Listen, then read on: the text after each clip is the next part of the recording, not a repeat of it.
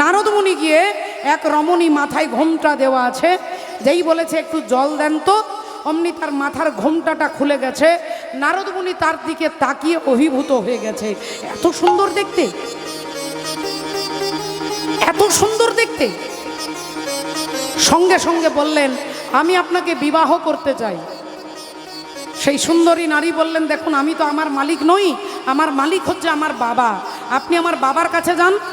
নারদমুনি তার বাবার কাছে এলেন, এসে বললেন, আপনার কন্যাকে, আপনার রাজকুমারীকে আমি বিবাহ করতে চাই, আমি নারদ। রাজা বললেন, আপনি আমার মেয়েকে বিয়ে করবেন, এ তো আমার 14 পুরুষের ভাগ্য ভালো। আমার 14 পুরুষের ভাগ্য ভালো যে আপনি আমার মেয়েকে বিয়ে করবেন। তা কাজ করুন, নারদমুনির সঙ্গে তার মেয়ের বিয়ে দিয়ে দিল। বিবাহের 2 বছর পরে একটা ছেলে হলো মা।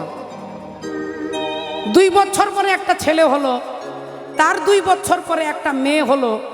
শ্বশুর মশাই মারা গেল, নারদমুনিকে সেই রাজ্যের রাজা করে দিয়েছে। এখন নারদমুনি তো রাজার কোনো নীতি জানে না, রাজনীতি জানে না, রাজার সিংহাসনে বসিয়ে দিয়েছে, কোনো রাজনীতি জানে না, রাজ্য চালাতে জানে না। এখন পাশের এক রাজা যুদ্ধ ঘোষণা করে দিয়েছে যে ওই রাজ্যের রাজাকে মেরে তার রাজ্যটাকে আক্রমণ করব। নারদমুনি জানতে পেরে রাতের অন্ধকারে স্ত্রী পুত্র কন্যাকে নিয়ে রাতের অন্ধকারে রাজ্য ছেড়ে পালাচ্ছে।